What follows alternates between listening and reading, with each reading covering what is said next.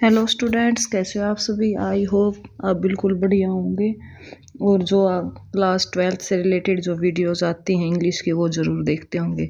तो फिर आज फिर लेकर आए हम शॉर्ट स्टोरी के द्वारा, यानी जो आपकी जो स्टोरी होती है उसको जो बड़ा रूप होता है उसको छोटा रूप देकर, यानी समरी रूप देकर उसके सिर्फ सिंप्लीफाई वर्जन के द्वारा आपको पेश किया जाता है।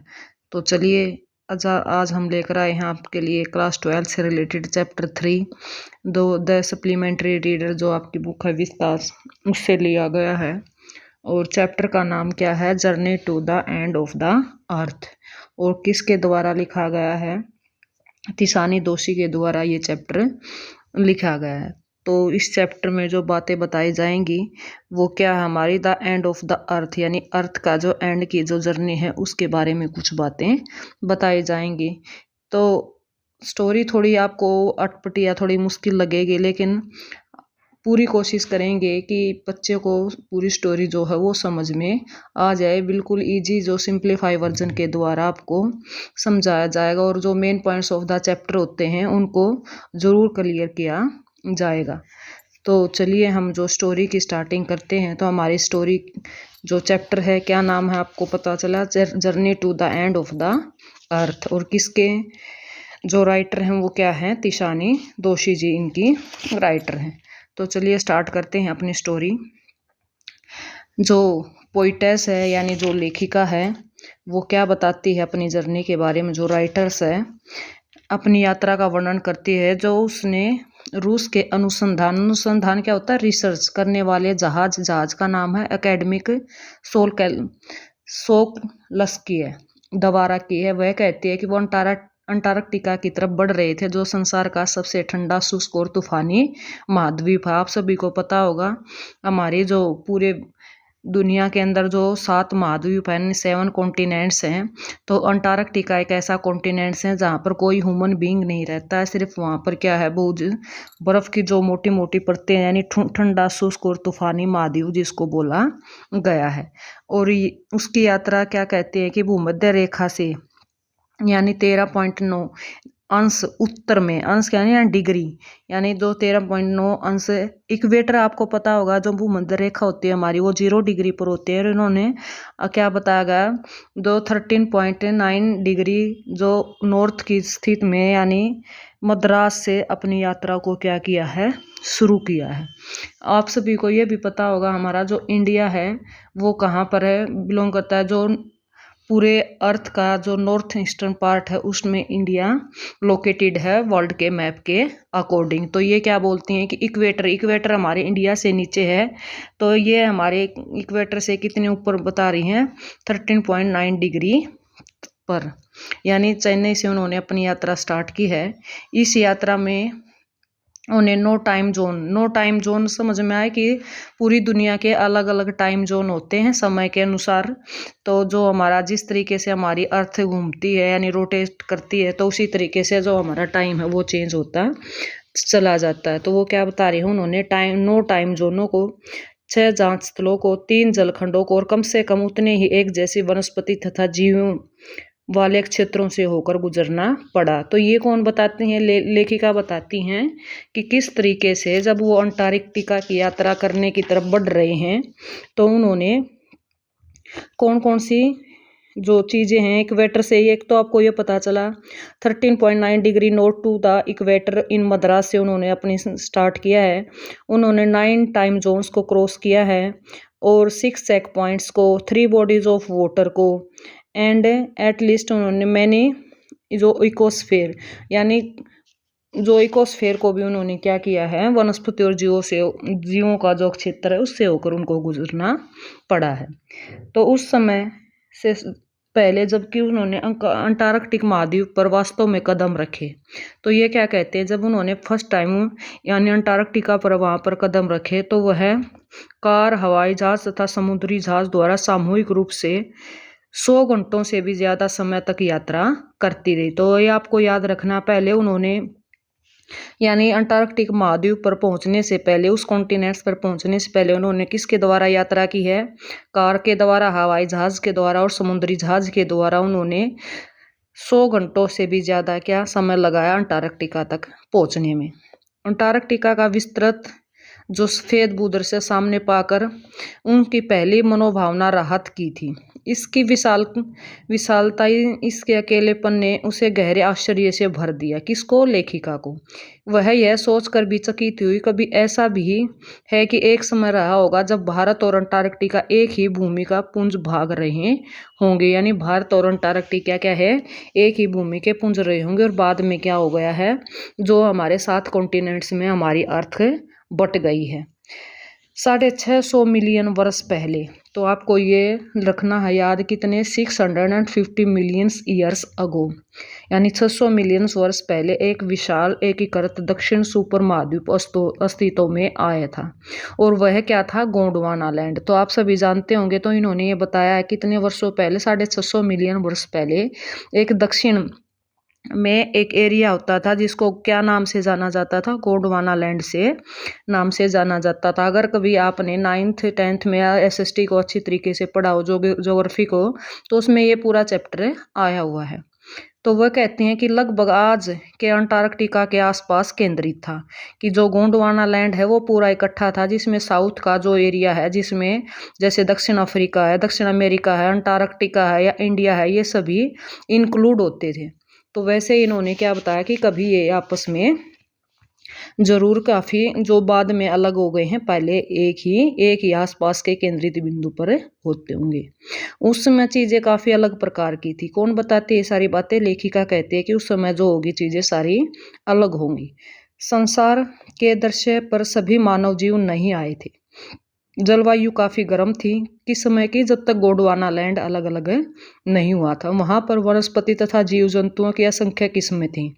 गोंडवाना 500 मिलियन वर्षों तक फलता फूलता रहा। तो आपको याद रखना कितने मिलियन वर्षों तक?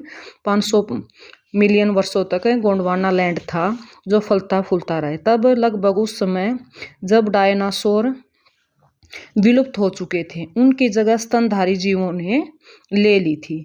वह विशाल भूमिपुंज देशों में बंटने के लिए बाध्य कर दिया गया। इससे संसार को लगभग वह स्वरूप प्रदान कर दिया गया जिसकी जैसा कि हमने इसके बारे में आज जानते हैं कि किस तरीके से। देखो इसमें ये पूरा बताया गया है, बिल्कुल रियल बताया गया है कि कितने सालों तक जो गोंडवाना लैंड है वो रहा। उस पर पहले डायनासोर जैसे जो जीव जंतु होते थे, लेकिन वो धीरे धीरे लुप्त हो गए और फिर स्तनधारी जीव आने लगे। और फिर किस तरीके से जो भूमिपुंज देशों में बंटने के लिए यानी बाध्य कर दिया गया किसको? गोंडवाना लैंड को। इससे संसार का जो रूप है वो प्रदान हुआ। तो अंटार्कटिका जानो मानो इस इतिहास का एक भाग हो जाना है। यानी जिस इतिहास के यानी जो गोंडवाना लैंड के बारे में हम पढ़ रहे हैं, तो उसका एक पार्ट होगा अंटार्कटिका। वहाँ जाने का उद्देश्य यह जानना है कि हम कहाँ से आए हैं। तो यहाँ लेखिका क्या कहती है कि हम सिर्फ ये जानना चाहते हैं कि हमारा जो जन्म हुआ इस धरती के ऊपर, तो हम कहाँ से आए हैं और संभवतः किस दिशा में हम जा रहे हैं। यह कल्पना करना दिमाग को चक्कर में डालना के समान है कि किस प्रकार भारत उत्तर की तरफ सरका होगा, एशिया के साथ सट गया होगा और इस प्रकार हिमालय की रचना हुई होगी। यह कल्पना करना उतना ही चकरा देने वाला है कि किस प्रकार दक्षिण अमेरिका और उत्तर अमेरिका के साथ जा मिला होगा। तो देखिए, आपने अगर वर्ल्ड का मैप देखा हो तो ये सारी चीज़ें आपको वर्ल्ड के मैप में एक तरह से सटीक लगेंगी कि सटी हुए पार्ट्स हैं, लेकिन बाद में ये पता चला कि किस तरीके से कि अलग अलग पार्ट हो गया, गोंडवाना लैंड के टुकड़े हो गए और कैसे अलग अलग कॉन्टिनेंट्स में इसको बांट दिया गया। और जहाँ पर आपने सुना हिमालय जहाँ पर है एक फोल्ड माउंटेन है और इसकी जगह टिथिस नाम का क्या होता था?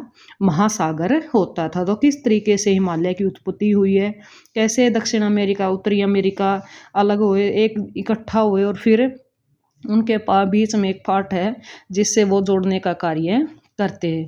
तो ये सारी चीज़ें क्या करती हैं? दिमाग को चकरा देने का कार्य करती हैं। अंटार्कटिका क्षेत्र पर कोई भी मानव चिन्ह नहीं है, यानी कोई ह्यूमन बींग वहाँ पर नहीं रहता है। वहाँ कोई पेड़, विज्ञान बोर्ड या इमारतें नहीं हैं। वहाँ पर आपका को समय का कोई सांसारिक बोध नहीं रह जाता। 24 घंटे वाले दिन एक बाद के एक बीतते चले जाते हैं। चारों तरफ खामोशी छाई रहती है। केवल कभी कभार ही आप बर्फ के तूफान या बर्फ की चादरों के टूटने की आवाज़ सुन पाते हैं। वहाँ पर अत्यंत सूक्ष्म आकार के कीड़े होते हैं। वहीं पर विशालकाय और शक्तिशाली नीली व्हेल मछलियाँ भी होती हैं। वहाँ पर कई हिमखंड हैं जो देशों जितने बड़े हैं। अभिलेखों के आधार पर सबसे बड़ा हिमखंड खंड बेल्जियम जितना बड़ा था। तो ये सारी बातें कौन बता रही है? जो लेखिका है वहाँ पर जाने के बाद बताती है कि किस तरीके से हमें यहाँ आने के बाद टाइम जो हमारा 24 घंटे में दिन खत्म हो जाता है कि भाई अब दिन हो गया, अब रात हो गई।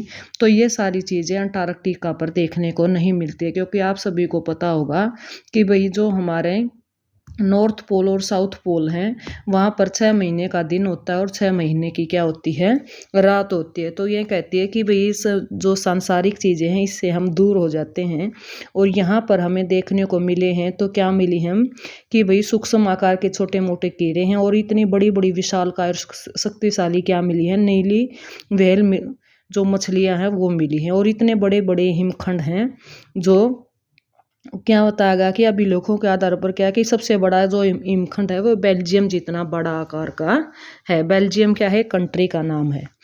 मानव सभ्यताएं संसार में केवल 12,000 वर्षों से अस्तित्व में, क्या बताया गया है कि अगर हम पूरी हिस्ट्री को देखते हैं, इस अर्थ के बारे में जानते हैं, तो अर्थ को पैदा हुए कितने दिन हो गए। लेकिन अगर मानव के जो हमें छोटे मोटे जो भी मतलब चिन्ह मिले हैं तो वो कितने हजार वर्षों से मिले, 12,000 वर्षों से अस्तित्व में होने का पता चला है।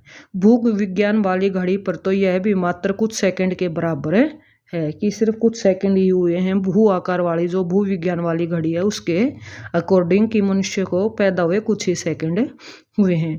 इस संक्षिप्त समय में हमने काफ़ी हल्ला गुल्ला मचा दिया। हमने अपने गांवों, कस्बों, नगरों और महानगरों में प्रकृति पर आधिपत्य जमा रखा। क्या बता रहे हैं कि किस तरीके से कि जो प्राकृतिक जो चीज़ें हैं, जैसे हम नेचर को बर्बाद कर रहे हैं कि पेड़ पौधे काट रहे हैं, धुआं फैला रहे हैं। तो इस तरीके से हम क्या कर रहे हैं कि अभी हम गाँव या कस्बों या नगरों या महानगरों में उलझ कर क्या रह गए हैं, प्रकृति का हम नुकसान करते जा रहे हैं। मानव आबादी में तेज वृद्धि से हमारे प्राकृतिक संसाधनों में कमी ला दी है।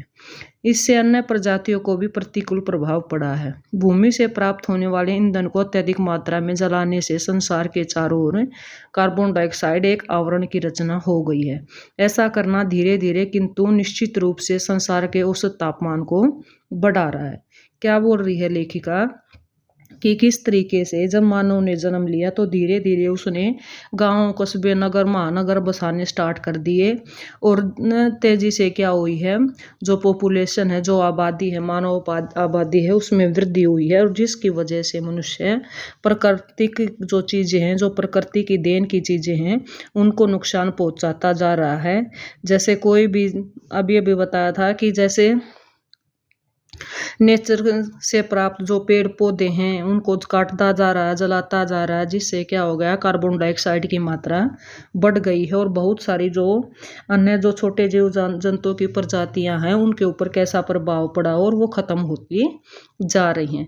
इस तरीके से क्या हो गया, हमारे चारों तरफ क्या है, कार्बन डाइऑक्साइड का एक आवरण सा बन गया है।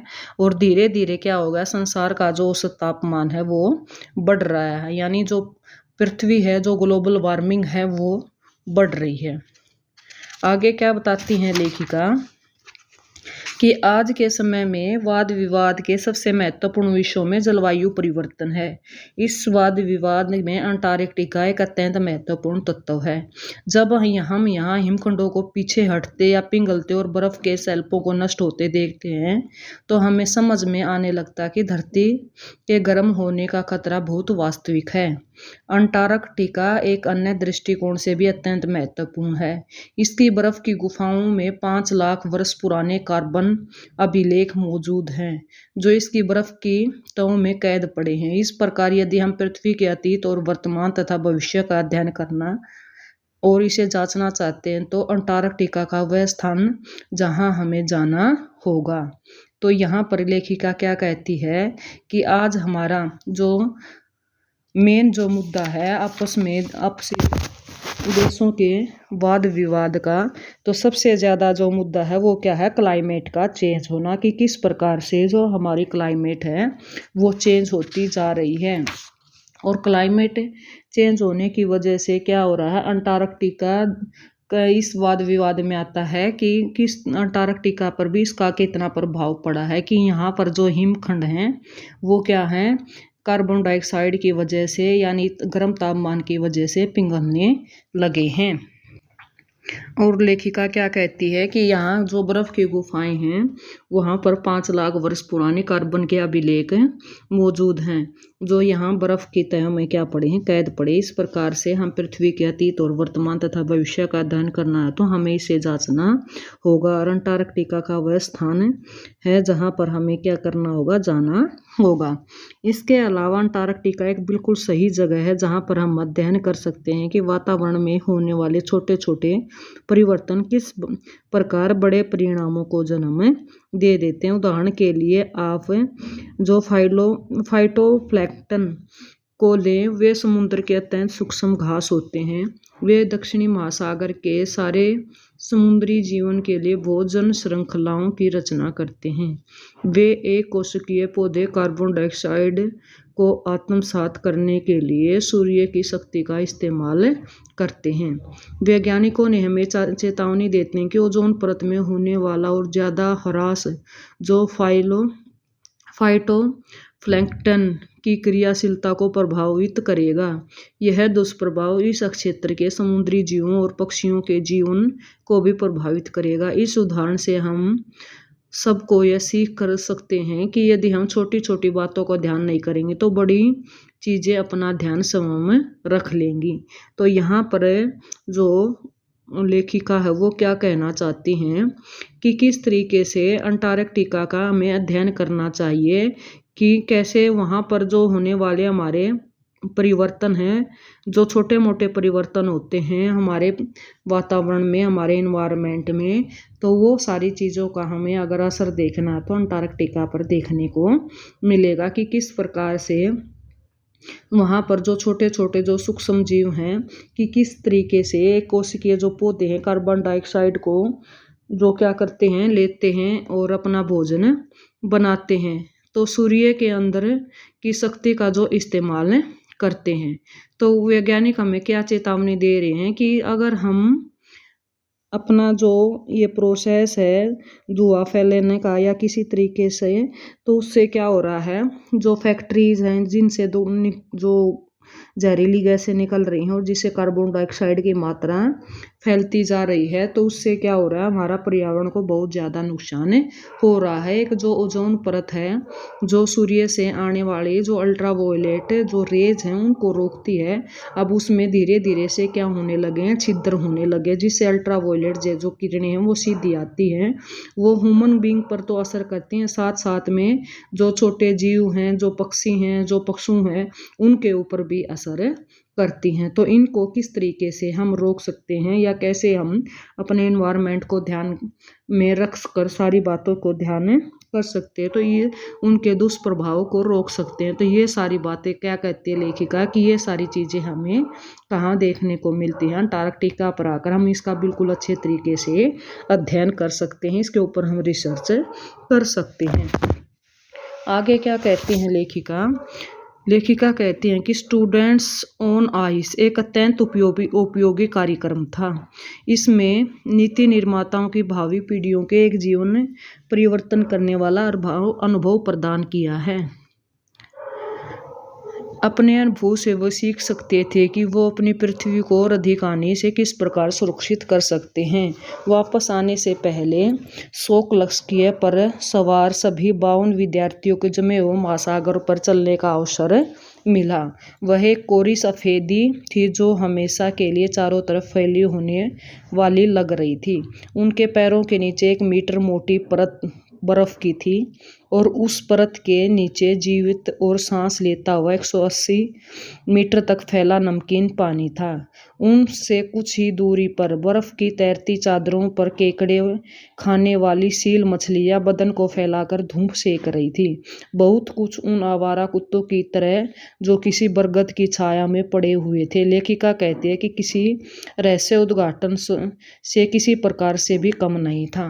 तो यहाँ लेखिका क्या कहती है लास्ट में कि लेखिका अपने 52 विद्यार्थियों के साथ जब अंटार्कटिका पहुंची थी तो कैसा लग रहा था। तो इस जो ग्रुप का नाम उन्होंने क्या रखा था, स्टूडेंट्स ऑन आइस। तो कैसा अनुभव करती है लेखिका अपने विद्यार्थियों के साथ वहाँ पर जाकर। लेखिका क्या कहती है कि कैसे मैंने अपने स्टूडेंट्स को साथ ले जाकर यह अनुभव किया है कि हम यहाँ पर जब पैर रखते हैं तो कैसा लगता है कि बिल्कुल यहाँ पर बर्फ़ की कोरी सफ़ेद चादर फैली हुई है और इसके नीचे 1 मीटर मोटी बर्फ़ की परत थी और मानो यहाँ पर जैसे कोई जीवित और सांस लेता हुआ 180 मीटर तक फैला हुआ क्या होगा, नमकीन पानी था। कुछ ही दूरी पर उन्होंने क्या देखती हैं कि वे बर्फ की तैरती चादरों पर केकड़े खाने वाली जो सील मछलियां हैं वो बदन को फैलाकर धूप सेक रही हैं।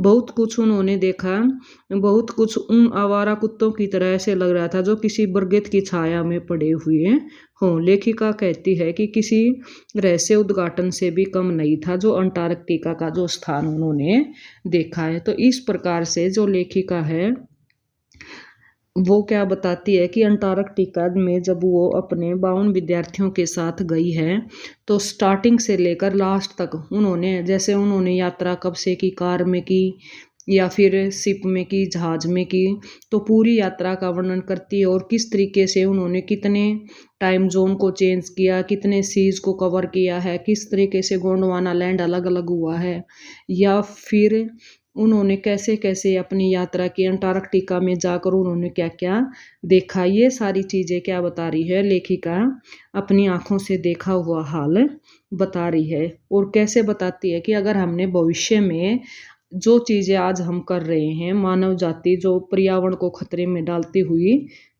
जा रही है, अगर ये नहीं रोका गया तो एक दिन मानव जाति क्या होगा, स्वयं खतरे में पड़ जाएगी और धीरे धीरे जो मानव जाति है वो खत्म हो जाएगी। तो इस तरीके से लेखिका चेतावनी भी देती है और अंटार्कटिका का पूरा वर्णन भी करती है कि अंटार्कटिका पर कैसे कैसे बर्फ़ की परतें हैं, कौन कौन से वहाँ पर जीव जंतु रहते हैं और क्या क्या उनका जो अनुभव हो वहाँ पर देखने को उनको मिला है।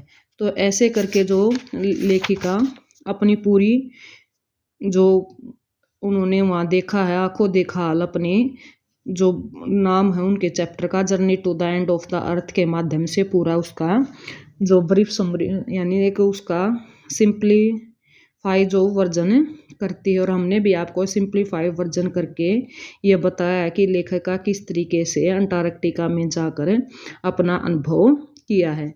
तो स्टूडेंट्स, ये हमारी छोटी सी स्टोरी थी जो आपको लगभग ये स्टोरी पढ़ने में 4 से 5 दिन अवश्य लगते जब आप पूरे कंसेप्ट के यानी जो आपको पॉइंट टू पॉइंट पढ़ते। लेकिन हमारा जो मेन उद्देश्य है आप सभी को पता है कि आप क्या कंसेप्ट क्लियर करवाना है, कि आपको जो चैप्टर आप 4 से 5 दिन में करते हो वो आज चैप्टर हमने 20 से 25 मिनट में कवर करवाने की कोशिश की हो और अनदर जो जानकारी है वो भी आपको दी है। अगर आपको और इसमें कुछ डाउट रहता है, एक छोटी बात आपको बतानी और रहेगी कि यहाँ पर जो कार्यक्रम चलाया गया था स्टूडेंट ऑन राइस, इसमें जो विद्यार्थी थे तो उनको भी ये प्रेरणा मिली कि किस तरीके से हम अपने पर्यावरण को बचा सकते हैं। और एक फिर क्या बताया था कि अकादमिक जो सोकलेस की है क्या था, एक समुद्री जहाज था, उस कार्यक्रम का जो मुखिया था उसका नाम था जेफ ग्रीन, जो एक कनाडा का वासी था। उसने अपने अनुभव के आधार पर लेखिका कहती है कि किस तरीके से हमारी जो वर्तमान, अतीत और भविष्य जानना, हम धरती का वर्तमान अतीत और भविष्य जानना चाहते थे। और ये अंटार्कटिका ऐसी जगह है जहाँ पर हम चीज़ों के बारे में पता लगा सकते हैं कि हमारा अर्थ किस प्रकार से बनी है और कैसे अलग अलग भागों में टूट गई है। तो ये इस पूरी स्टोरी के माध्यम से आपको हम सोचते हैं वो बहुत ज़्यादा आपको नॉलेज मिली होगी, बहुत ज़्यादा जानकारी आपको प्राप्त हुई होगी। आपकी स्टोरी जो आपकी नॉलेज है स्टोरी के माध्यम से वो ज़रूर गेन हुई होगी। तो थैंक यू स्टूडेंट्स। हमारा जो उद्देश्य था जो आपको चैप्टर क्लियर करवाना और उसके पूरे कॉन्सेप्ट क्लियर करवाना एक स्टोरी के माध्यम से, हम आशा करते हैं कि आपको ज़रूर समझ में आया होगा। अगर आपका कोई डाउट रहता है, अगर आपको वेरी शॉर्ट या लॉन्ग या एमसीक्यूज क्वेश्चन की वीडियो चाहिए तो आप कमेंट करके ज़रूर बता सकते हैं। हम आपके लिए पूरी कोशिश करेंगे कि आपके लिए अच्छा सा अच्छा जो कंटेंट है आपको दे सकें। तब तक के लिए आप सभी को बहुत बहुत धन्यवाद। अगर आपको वीडियो पसंद आई है तो जाते जाते वीडियो को लाइक करें, शेयर भी करें ताकि हमारा हौसला बना रहे और हम आपके लिए ऐसी ही नॉलेजेबल और इन्फॉर्मेशनल वीडियो आपके लिए लेकर आते रहें। तब तक के लिए आपका बहुत बहुत धन्यवाद। मिलते हैं नेक्स्ट वीडियो के साथ।